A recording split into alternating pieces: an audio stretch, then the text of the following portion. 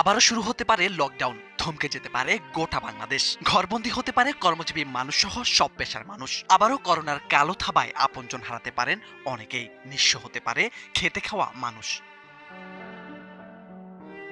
একটি ভাইরাস, একটি লকডাউন, থমকে দাঁড়ায় জীবনের গতিপথ। বন্ধ হয় দোকান, পরিবারের আয় রোজগার, স্কুল কলেজ, শিক্ষা প্রতিষ্ঠান, অফিস আদালত। অনিশ্চিত হতে পারে পরিবারের ভরণ পোষণ। 2020 সালে সেই এক অদৃশ্য ভাইরাসে যেমনটা থমকে গিয়েছিল পুরো পৃথিবী, বাংলাদেশও সেদিন থেমেছিল। রাস্তায় নেমেছিল লাশের মিছিল, নেমেছিল নীরবতা, মানুষজন গৃহবন্দী, জীবিকা হারিয়ে চোখে জল, আপনজন হারিয়ে নিঃসঙ্গ জীবনযাত্রা। সে ভয়াল দিনগুলোর কথা মনে আসলেই এমন দৃশ্যগুলো চোখে ভেসে ওঠে মুহূর্তেই। এখন 2025 সাল, সেই সংখ্যা কি আবার ফিরে আসছে? এমন প্রশ্ন সবার মাঝে, কারণ দেশে আবারও হুড়মুড়িয়ে বেড়েছে করোনার উপসর্গ।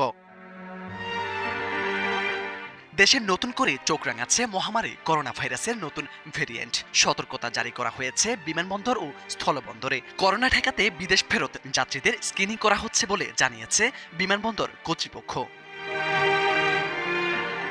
স্বাস্থ্য অধিদপ্তর সূত্র বলছে, আক্রান্তের সংখ্যা এখনো কম, কিন্তু এই ভেরিয়েন্টগুলো ছড়ায় দ্রুত। ওমিক্রনের নতুন sub variant LF7, XFG, JN1 ও NB181 এর আক্রমণ বিভিন্ন দেশে বাড়ছে, যা আন্তর্জাতিক ভ্রমণকারীদের মাধ্যমে বাংলাদেশে ছড়িয়ে পড়ার ঝুঁকি তৈরি করছে। এরই মধ্যে 9 জুন স্বাস্থ্য অধিদপ্তর মাস্ক পরিধান বাধ্যতামূলক করেছে।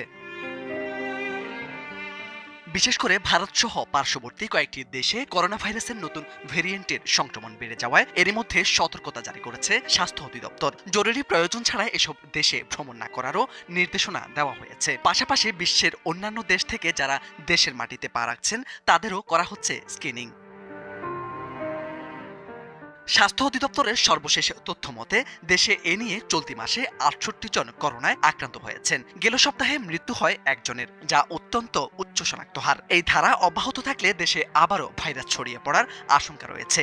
এভাবে করোনা বাড়তে থাকলে দেশে আবারও লকডাউনের মতো পরিস্থিতি তৈরি হতে পারে বলে আশঙ্কা করছেন কেউ কেউ।